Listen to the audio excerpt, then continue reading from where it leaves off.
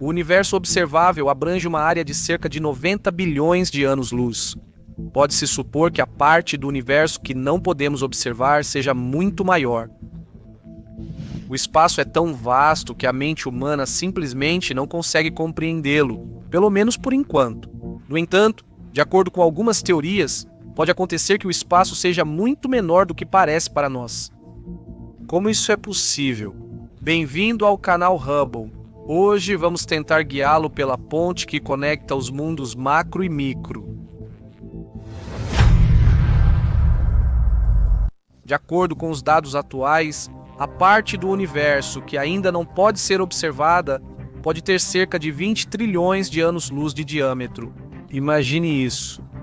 Com base nos dados que temos, podemos supor que a maior parte do espaço exterior deve estar vazio. Porque a quantidade de matéria em nossa parte do cosmos que foi estudada é bem pequena. Quando olhamos para o espaço, vemos imensas e vastas extensões de um vazio gelado. Mas e se o universo pudesse caber dentro de um único átomo? Isso soa absurdo? Não seja rápido em ligar o seu ceticismo. Essa teoria, que soa mais como ficção científica filosófica, pode não ser tão inacreditável assim. Mas primeiro, lembre-se do que você sabe sobre a matéria. Toda matéria é composta por minúsculas partículas, átomos. Essas pequenas coisas são a verdadeira base sobre a qual o universo como o conhecemos é construído. Os átomos são tão pequenos que mesmo com os dispositivos ópticos mais poderosos, não podemos realmente vê-los.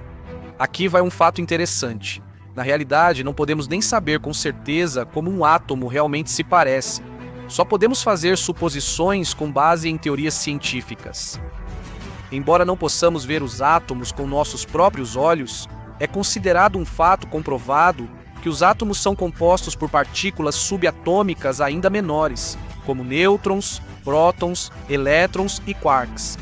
Hoje em dia, é bem sabido que os átomos são tão numerosos e pequenos que o corpo de um adulto médio é composto por aproximadamente 7 octilhões de átomos. Vamos lembrar que esse número pode ser representado como um 7 seguido de 27 zeros. Imagine só essa quantidade. Mas o átomo, por sua vez, também tem sua própria estrutura e uma composição complexa.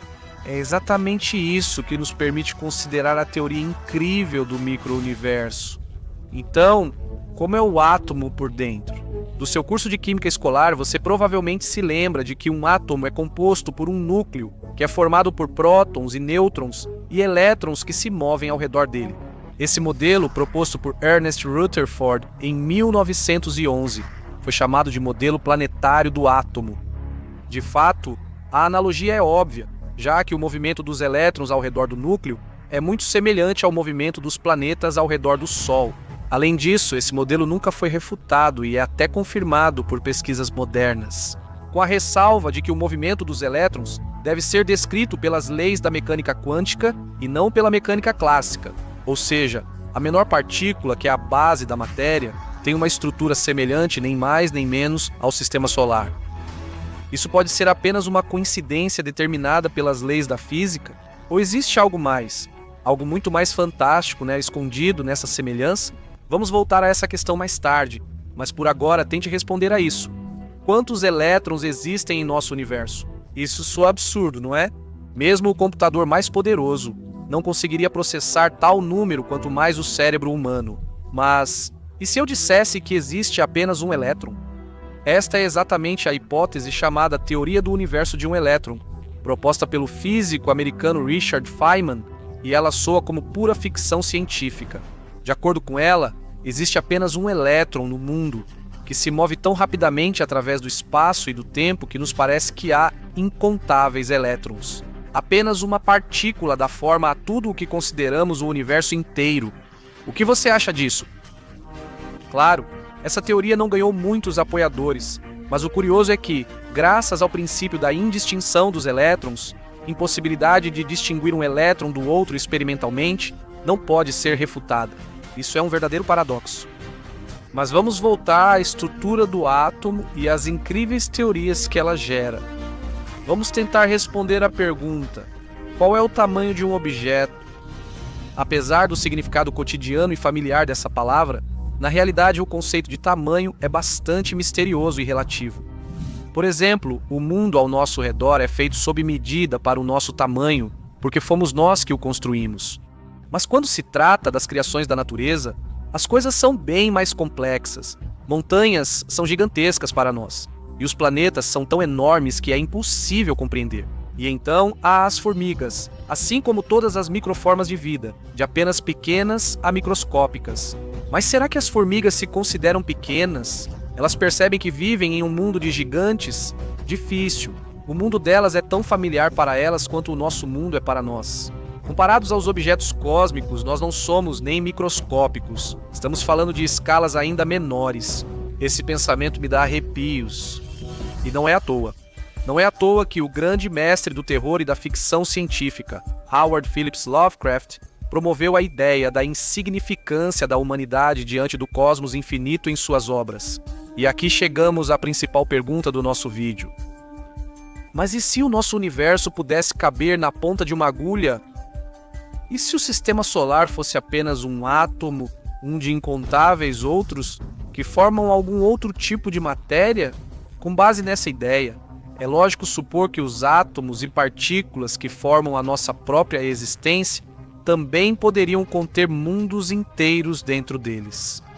Então, como disse um sábio, a infinidade realmente não é o limite. Acontece que é assim. Nossa realidade realmente poderia existir no nível subatômico de uma realidade totalmente diferente. Da mesma forma, mundos inteiros poderiam existir no nível subatômico dentro de nossa própria realidade. E assim por diante até o infinito, tanto para escalas menores quanto maiores. Soa inacreditável, mas explorar o inacreditável é o nosso trabalho. A coisa mais interessante é que, ao olharmos para o universo que conhecemos e observarmos as leis que operam dentro dele, podemos facilmente chegar à mesma conclusão. Tudo começa com as menores partículas, como os átomos, e termina com corpos celestes, colossais e enormes aglomerados de estrelas. Tudo, desde o seu almoço de hoje até um exoplaneta recém-descoberto, é feito do mesmo material fundamental. O sonho do mundo científico é encontrar uma teoria de tudo. A questão da relação entre os mundos micro e macro é um bloco fundamental na construção dessa teoria. Ao reconciliar a mecânica quântica e a física clássica, gerações de jovens cientistas poderão entender a verdadeira natureza do nosso universo e até mesmo o que está além dele.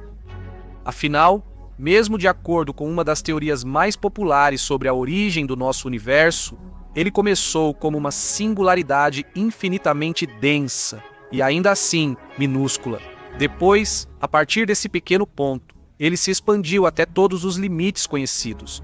Isso é chamado de teoria do Big Bang, de algo pequeno para algo muito maior. Não parece que isso se relaciona muito com o que falamos hoje sobre o micro e o macrocosmo?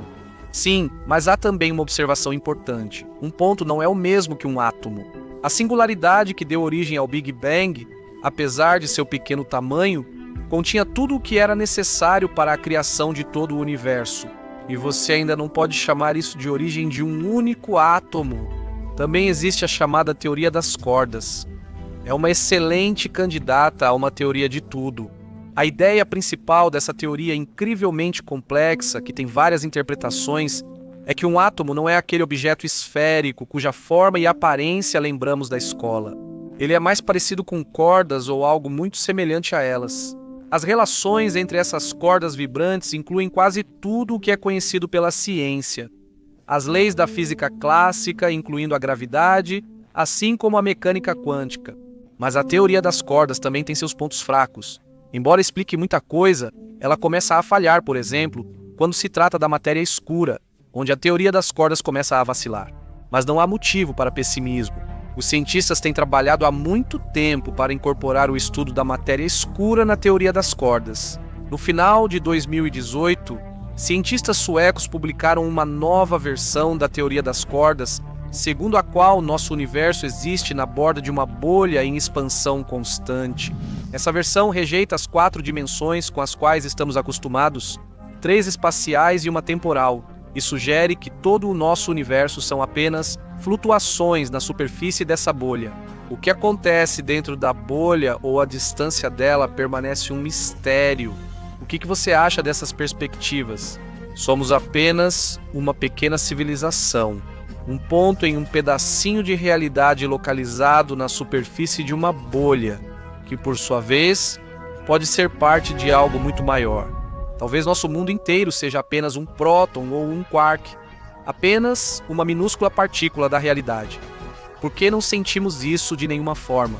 O átomo que forma seus óculos de sol sente que é apenas um átomo parte do plástico? Mas será que é realmente tão importante obter uma resposta definitiva para essa pergunta? Afinal, deveríamos apenas ser gratos por nossa vasta casa comum chamada o universo estar cheia de mistérios tão incríveis. O universo é um lugar incrível, cheio de fenômenos inexplicáveis e eventos épicos. Os mais impressionantes deles são os estilhaços de raios gama. Eles são acompanhados por monstruosos liberadores de energia causados por explosões poderosas. Felizmente, tais fenômenos são observados em galáxias extremamente distantes da Terra.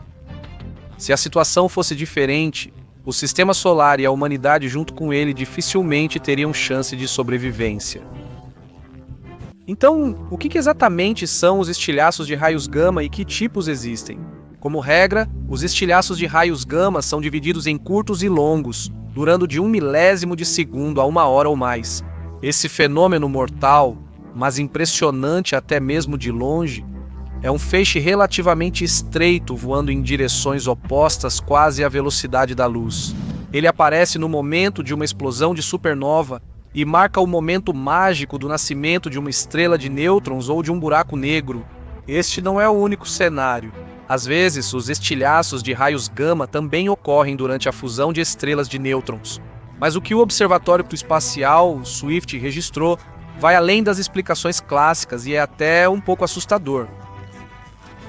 Hoje vamos falar sobre o anel gigante de estilhaços de raios gama, composto por 9 estilhaços de raios gama e sendo uma das maiores estruturas conhecidas no universo.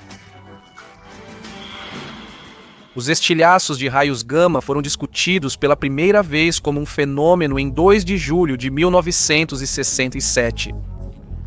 A questão é que satélites espiões americanos do sistema Vela detectaram um estilhaço estranho, cuja origem não poderia ser fenômenos atmosféricos ou cósmicos e certamente não testes nucleares. Tal descoberta foi uma surpresa total. Por isso, centenas de modelos probabilísticos foram propostos para explicar a origem dos estilhaços de raios gama, e mais de 5.000 artigos científicos foram publicados sobre o assunto. A propósito, como um estilhaço de raios gama pode até ser detectado? Graças a um método chamado espectroscopia. O espectro eletromagnético cobre ondas eletromagnéticas com diferentes frequências.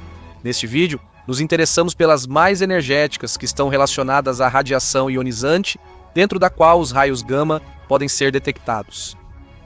Após a detecção do primeiro estilhaço de raios gama, registrado como estilhaço de raios gama 670702, muitas outras descobertas semelhantes foram feitas. Essas incluíam tipos curtos, longos, próximos, distantes e outros tipos de evidências das consequências de explosões monstruosas no espaço profundo.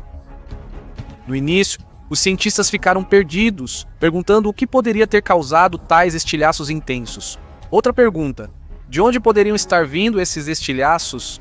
A primeira teoria sugerida foi que esses são ecos de eventos acontecendo não em algum lugar distante, mas bem aqui na nossa própria galáxia. Mas quando o estudo dos estilhaços de raios gama atingiu um novo nível, ficou claro que esses fenômenos estão distribuídos por todo o universo e geralmente estão muito mais distantes do que os limites da Via Láctea. Enquanto isso, a lista de estilhaços de raios gama continuava a crescer. Mas o que foi descoberto em julho de 2015 por um grupo de astrônomos húngaros e americanos chocou a comunidade científica. A descoberta foi precedida pelo seguinte: em diferentes momentos, dados de vários observatórios ao redor do mundo foram sistematizados e, com base nessas informações, conclusões foram tiradas sobre a descoberta de uma certa estrutura localizada incrivelmente longe de nós. Então, o que os cientistas descobriram? Um enorme anel de estilhaços de raios gama que se estende por 5,6 bilhões de anos-luz é considerado o maior objeto do universo, ficando atrás apenas da grande muralha de Hércules Corona Borealis. A distância dessa estrutura misteriosa da Terra também é impressionante. Mais de 9 bilhões de anos-luz. Visualmente, se observada da superfície do planeta, o anel formado por 9 estilhaços de raios gama teria 70 vezes o diâmetro da lua cheia no céu. É notável que todos os estilhaços pontuais estão à mesma distância da Terra. Isso levanta a questão: o que é essa gigantesca estrutura e qual é sua origem? De acordo com algumas suposições, a esfera titânica é uma espécie de projeção de explosões que ocorreram simultaneamente. Mais precisamente, elas detonaram uma após a outra dentro de um intervalo de tempo relativamente curto de cerca de 250 milhões de anos.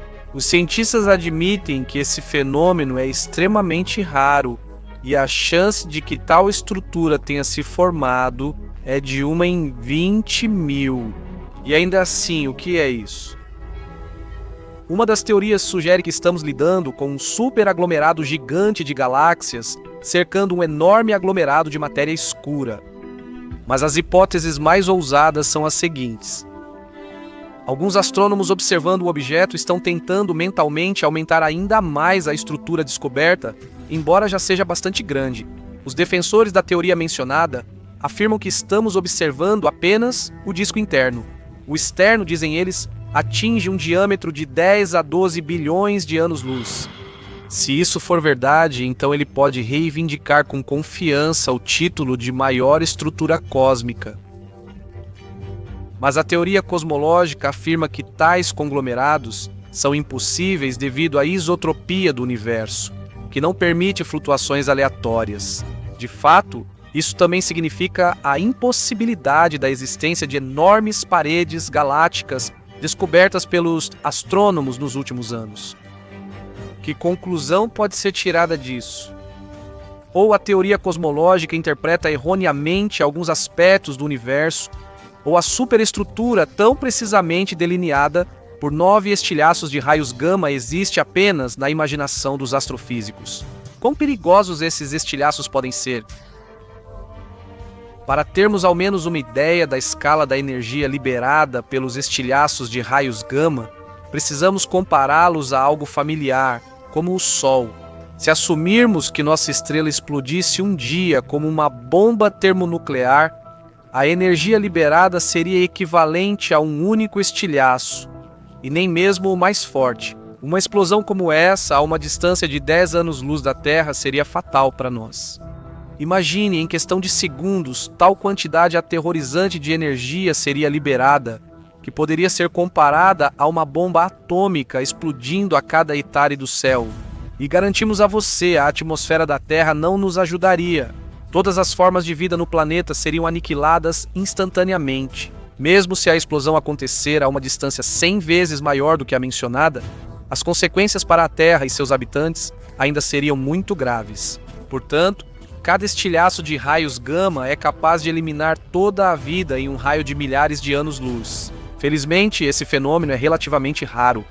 No entanto, considerando a extinção dos dinossauros, que pode ter ocorrido como resultado de um desses eventos, danos significativos à biosfera da Terra são causados pelo menos uma vez a cada alguns centenas de milhões de anos. A propósito, alguns estilhaços de raios gama podem ser vistos a olho nu, embora estejam bilhões de anos-luz distantes do sistema solar. Mas vamos voltar à estrutura circular não identificada descoberta nas profundezas do espaço. Os cientistas estão se perguntando o que poderia ter criado tal formação titânica. Em diferentes momentos, os candidatos responsáveis pelos estilhaços de raios gama incluíam buracos negros, cometas, estrelas gigantes e até mesmo branas cósmicas. Mas agora, os astrônomos parecem ter se decidido e reduziram os suspeitos a estrelas de nêutrons e supernovas. No momento, infelizmente, é impossível determinar com certeza se tal conglomerado massivo existe na região observável. Então as suposições dos astrônomos são mais como ler folhas de chá. Mas o mundo não perde a esperança. Talvez em breve, novos observatórios mais avançados apareçam e possam olhar ainda mais fundo na escuridão cósmica para descobrir e trazer à luz todos os esqueletos nesse armário universal. O homem é o estágio mais avançado da evolução, a espécie mais intelectualmente desenvolvida que vive na Terra. O conhecimento é uma necessidade fundamental do Homo sapiens. Graças à curiosidade insaciável, o homem tornou a vida mais confortável, subjugou outras espécies e colocou seus olhos com confiança na vastidão do espaço. E embora o carro não seja mais o sonho definitivo e o computador tenha saído da seção de ficção científica da biblioteca para dentro de cada casa, ainda há áreas nas quais somos crianças absolutas. E uma dessas áreas é a teletransportação de objetos à distância. Esse é um dos temas favoritos dos escritores de ficção científica que, como sabemos, estão sempre à frente de seu tempo e fornecem inspiração para cientistas e inventores. Alfred Bester, Tal Klein e Stephen King escreveram sobre teletransportação, mas enquanto a teletransportação é descrita em detalhes nas obras de ficção, no mundo real as coisas são bem menos otimistas. A pesquisa nesse campo está ocorrendo há bastante tempo, mas até agora houve muito poucos resultados significativos. Será que os enredos de romances de ficção científica podem ganhar vida? Ou a teletransportação permanecerá apenas nas suas páginas? O que esse modo de viagem conveniente, mas extremamente arriscado, pode significar para a humanidade? Um avanço progressivo ou uma maldição? Vamos tentar descobrir. Teletransportação. O próprio termo vem do latim e consiste nas palavras transportar e distante. Simplificando, o processo envolve mover instantaneamente um objeto para qualquer ponto do universo. O termo foi introduzido em 1931 pelo escritor e pesquisador americano Charles Fort. Vale a pena notar que o conceito inclui vários tipos de teletransportação, incluindo a mais popular do século XXI, teletransportação quântica. A teletransportação quântica começou a ser discutida seriamente em 1993, após a publicação de um artigo que descrevia esse fenômeno.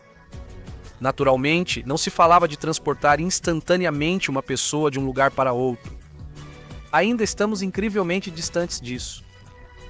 Os experimentos foram realizados exclusivamente com partículas elementares e, apesar de parecer mágico, isso não tem nada a ver com magia. Para entender a essência do processo, você precisa aceitar como axioma o fato de que todos os objetos são um conjunto de algoritmos informacionais. Os humanos não são exceção. Portanto, a teletransportação significa principalmente a transferência de informação de um lugar para outro. No caso dos fótons, parece algo assim. O remetente tem uma partícula em um determinado estado quântico que ele quer transmitir ao destinatário usando uma descrição exata. Neste estágio, o foco está na precisão e não na velocidade. Mas se há uma base teórica, isso significa que a teletransportação pode em breve se tornar uma realidade para nós? Charles Bennett foi o primeiro a provar matematicamente que isso é possível. No entanto, na época, ninguém sequer pensava em aplicar esses cálculos na prática. Outros fenômenos inexplicáveis também foram descobertos indiretamente, como buracos negros, cuja existência ainda não foi comprovada experimentalmente até hoje. O que aconteceu depois foi surpreendentemente diferente dos cenários dos filmes de Hollywood, onde outro Arnold Schwarzenegger teleportaria para Marte. Os experimentos continuam até hoje, mas até agora apenas informações sobre o estado quântico de um objeto, não o objeto material em si, foram transferidas. E isso já é uma grande conquista científica, porque, teoricamente, o manual informacional é suficiente para reconstruir com sucesso o objeto original em um novo local. A propósito, o processo de teletransportação nos é familiar no cotidiano, pois pode ser comparado a um fax. O remetente não envia o documento real, mas informações eletrônicas sobre ele. O destinatário recebe uma cópia exata do papel necessário. E ainda assim, a diferença entre um fax e a teletransportação é significativa.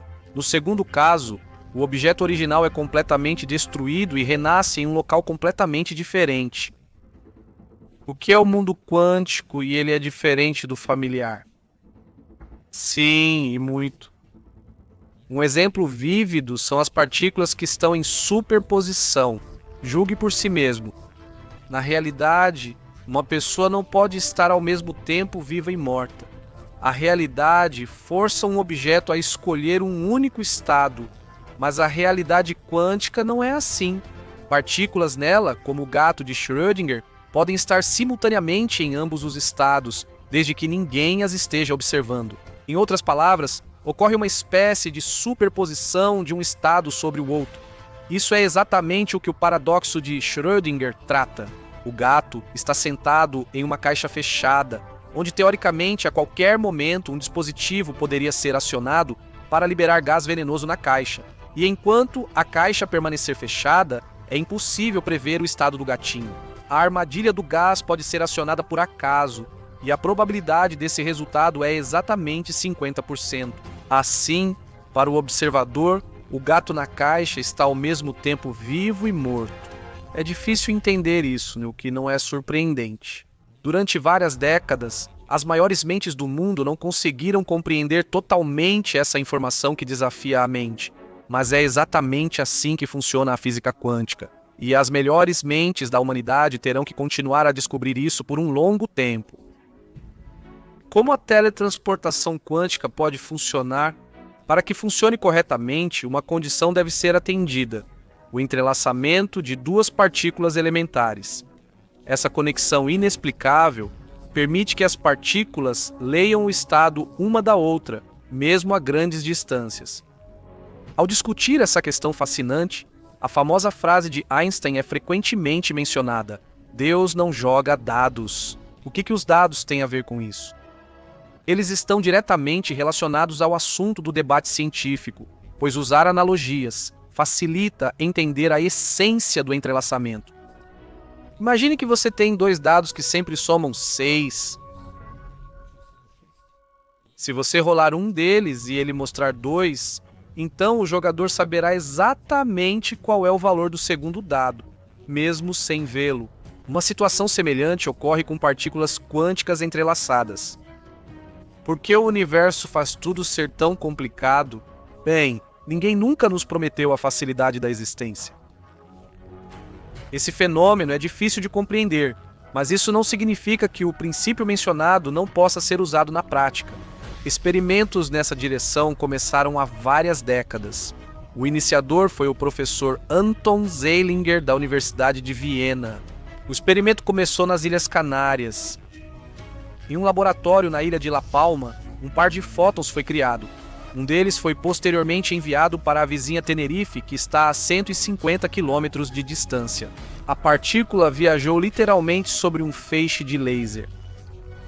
Em seguida, uma terceira partícula, um candidato ao teletransporte, se juntou aos fótons em superposição. Depois disso, o fóton C interage com a partícula A, que está na ilha de La Palma. E pronto. Os cientistas descobrem o estado do fóton entrelaçado B de Tenerife. E então é apenas uma questão de técnica. B se transforma em uma cópia exata de C-Sol, o que significa que o teletransporte ocorreu. Se você deixar de lado os detalhes científicos, fica claro que a informação sobre o original acabou em outro local, onde com as habilidades corretas você pode recriar uma cópia idêntica. Mas como tudo isso pode ajudar com a principal questão? Possibilidade de teletransportar um ser humano. Seremos capazes de viajar sem usar espaçonaves e outros dispositivos? Teoricamente sim, mas na prática não é tão simples. O que é necessário para realizar o processo? Primeiro, cabines de teletransporte localizadas em lugares diferentes, assim como um par entrelaçado, cada um em uma cabine separada. Na terceira cabine, deve haver um objeto a ser transportado ou, se preferir, clonado. O computador compara seu estado com as partículas entrelaçadas e envia as informações para o ponto de teletransporte, onde uma cópia do objeto é criada. Claro, as coisas só funcionam bem no papel. Pense bem, Se o computador escanear as informações incorretamente, em vez de você, uma mosca da fruta, um centopeia ou até mesmo uma simples batata, poderia aparecer na cabine de teletransporte em algum lugar de Vênus.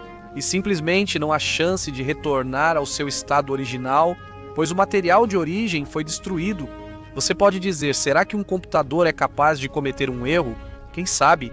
Afinal, nossos corpos contêm cerca de 7 octilhões de átomos, mais do que estrelas existem no universo observável. Se você adicionar a esse número as conexões neurais, ligando-as na ordem correta, fica claro que, no estágio atual de desenvolvimento tecnológico, isso é pura fantasia. Mas, se, no futuro previsível, supercomputadores capazes de processar enormes quantidades de informação aparecerem, é possível que a humanidade dê outro grande salto para frente. Agora estamos observando ativamente exoplanetas com telescópios, nos perguntando dolorosamente se há vida nesses corpos celestes. E com o desenvolvimento da teletransportação quântica, o problema automaticamente desaparecerá. As pessoas não só poderão estudar os planetas pessoalmente, mas até organizar viagens turísticas para eles. Será que o teletransporte pode aproximar a humanidade de uma civilização de nível 1? Sim, mas há uma nuance desagradável. Mesmo que tudo funcione como esperado, a pessoa teletransportada manterá os traços de uma personalidade única? A propósito, um problema semelhante surge para os cientistas que tentam desenvolver uma maneira de carregar o cérebro humano em um supercomputador ou em outro meio eletrônico. Talvez o teletransporte só consiga transportar objetos inanimados, não seres vivos. Afinal, ninguém sabe ainda o que exatamente torna cada pessoa um indivíduo único. Psicólogos do futuro terão que responder a essas perguntas, já que o lado ético do teletransporte é muito mais difícil de resolver do que o técnico. E enquanto os físicos estão pensando em aumentar a distância entre as cabines de teletransporte, nem considerando viagens interestelares ou os problemas de preservação da identidade, sabemos. Isso definitivamente acontecerá. Inscreva-se no canal, curta o vídeo e sugira novas ideias para viagens a velocidades superiores à da luz. Vamos aproximar o futuro.